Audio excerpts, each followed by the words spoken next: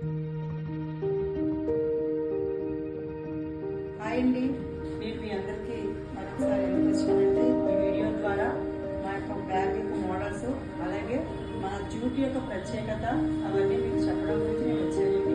మనం ప్లాస్టిక్ నివారించడం గురించి, అలాగే ఈకో ఫ్రెండ్లీ జూట్ బ్యాగ్స్ అని చెప్పేసి వాతావరణంలో మనం ప్లాస్టిక్ లేకుండా ఈ జూట్ బ్యాగ్స్ని ఉపయోగిస్తే మనకు మన్నిక ఉంటుంది.